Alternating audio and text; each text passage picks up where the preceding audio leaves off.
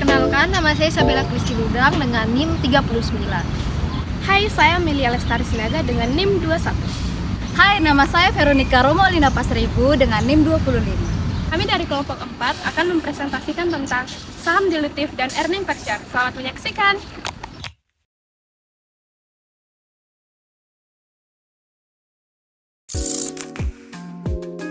Halo semuanya, apa kabar? Hari ini saya akan memulai podcast dengan tema earning per share dan saham dilutif.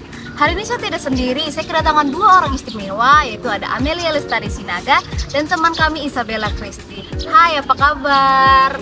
Hai Vero, kabarnya luar biasa. Luar biasa. Bella sendiri apa kabar?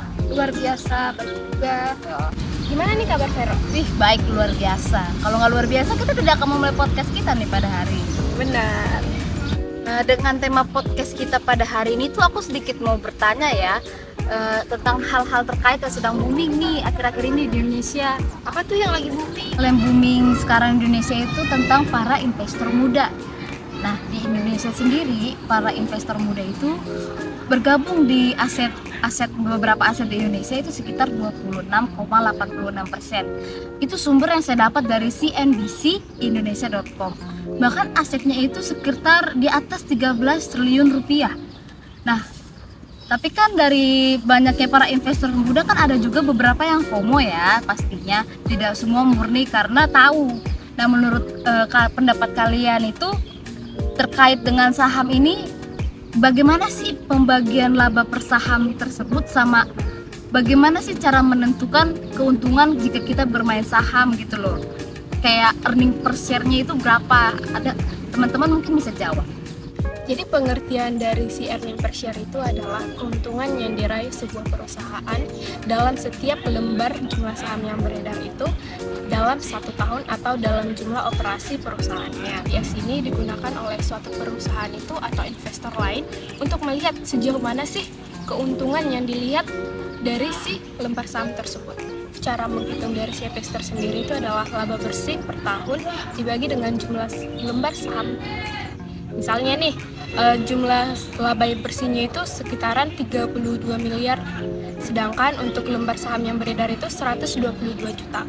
Jadi kita dapat simpulin bahwa si EPS-nya itu sebesar 262,29. Oh begitu, kan di salah satu aplikasi investasi nih seperti Bibit itu kan menyediakan grafik naik turunnya keuntungan atau mungkin harga per lembar saham. Nah, kalau boleh tahu penyebabnya itu apa sih dari penurunan dan kenaikan dari grafik tersebut? Biasanya tuh kalau untuk faktor kenaikan dari EPS tersendiri itu adalah dimana persentase laba bersihnya itu lebih besar dari jumlah tiap saham yang beredar. Yang kedua itu biasanya laba bersih per tiap tahunnya itu lebih besar atau naik, sedangkan jumlah lembar sahamnya itu turun. Sedangkan untuk faktor penurun dari si EPS tersendiri itu dimana persentase dari si laba bersihnya itu lebih kecil dibanding dengan jumlah tiap lembar sahamnya yang beredar. Terus yang kedua itu bisa saja si laba bersihnya itu turun, sedangkan si jumlah tiap lembar saham yang beredar itu naik.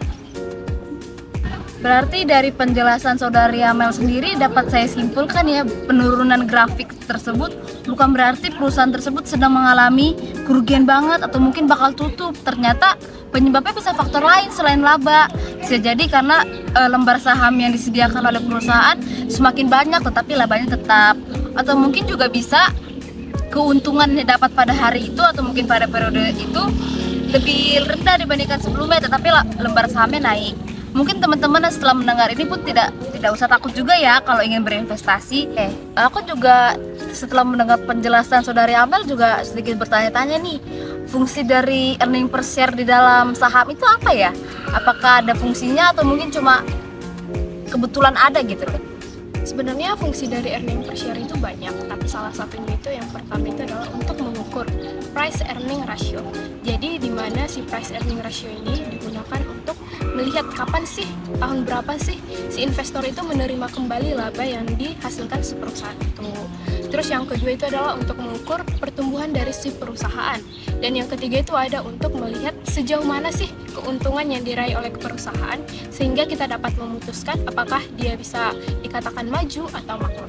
Oh, ternyata IPS itu mempunyai fungsi yang sangat penting ya di dalam saham itu tersendiri atau mungkin dalam perusahaan.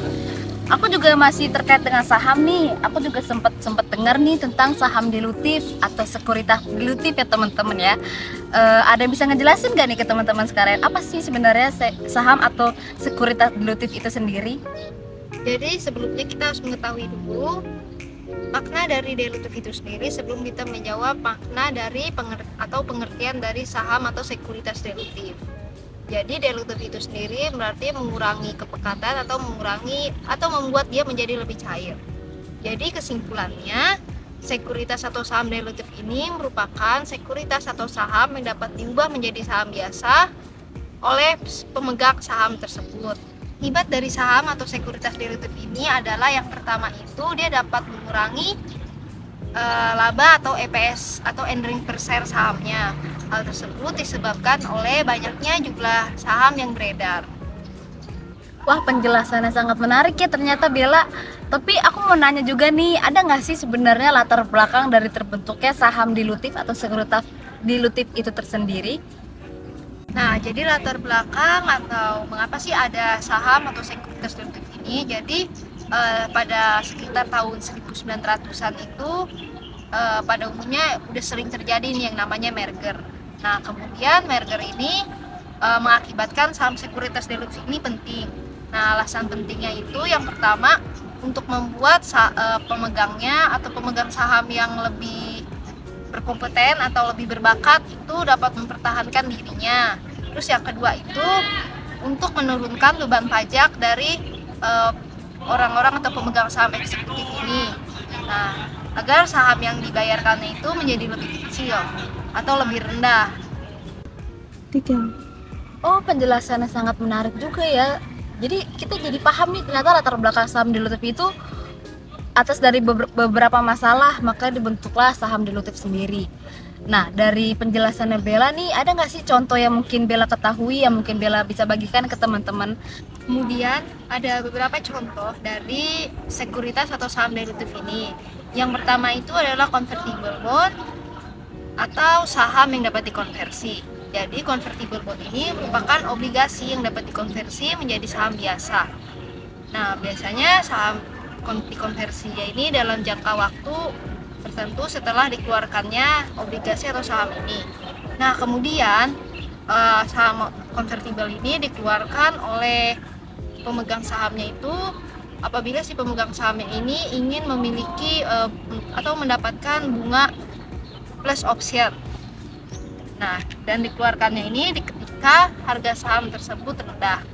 Nah, jadi tujuan dikeluarkannya saham atau convertible bond ini yang pertama adalah untuk mendapatkan suku bunga yang rendah. Terus yang kedua itu untuk agar pengendalian dari pemilik saham itu tidak hilang. Jadi pengendalian dari pemilik saham asalnya itu dapat mengendalikan saham yang diberikan. Jadi pengertian yang kedua itu adalah obligasi atau konversi yang dapat dipercepat. Nah, jadi pengertian itu merupakan obligasi atau saham yang dapat dipercepat dalam jangka waktu atau periode tertentu. Nah, tujuan diterbitkan saham atau obligasi yang dapat dipercepat ini adalah untuk mengurangi beban bunga serta meningkatkan rasio hutang terhadap ekuitas. Nah, kemudian yang ketiga itu adalah waran. Jadi waran ini merupakan bukti kepemilikan untuk memegang sahamnya itu membeli suatu saham. Latar belakangnya itu yang pertama agar saham itu tersebut itu lebih atraktif. Wah, terima kasih Bella penjelasannya. Dari penjelasan Bella, ilmu saya bertambah nih. Jadi saya tahu contoh-contoh dari saham dilutif sendiri itu ada obligasi, ada waren yang mungkin teman-teman sekalian juga mungkin pernah membeli salah satu dari saham tersebut. Nah, aku mau sedikit bertanya tentang ada nggak sih yang dampak negatif yang diberikan dari saham dilutif sendiri? Nah, jadi pengertian atau dampak dari saham dilutif ini yang pertama itu adalah dapat menurunkan earning per share atau laba yang beredar. Nah, kemudian otomatis karena menurunnya EPS ini maka jumlah saham yang beredar itu akan semakin banyak. Berarti saya dapat simpulkan nih dari penjelasan kedua teman kita bahwa earning per share dengan saham dilutif itu mempunyai keterkaitan yang cukup dekat. Ya, di mana IPS sendiri bisa memberikan dampak negatif terkait dengan pelaporan modal secara rinci ataupun secara jelas. Tapi IPS juga, saham dilutif juga bisa memberikan dampak negatif, yaitu efek dilutif yang membuat IPS itu turun. Jadi jika IPS turun kan berarti kan kita para investor juga mengalami penurunan keuntungan. Berarti dari hal tersebut kita dapat simpulkan bahwa efek dilutif dengan saham dilutif dengan earning per share itu tidak dapat terpisahkan. Oke, terima kasih kepada teman kita Amelia dan Isabella terkait materi yang telah dipaparkan pada hari ini, dan terima kasih juga ya mau datang ke podcast kita pada hari ini. Terima kasih. Sekian podcast kami pada hari ini. Terima kasih. Sampai jumpa lagi.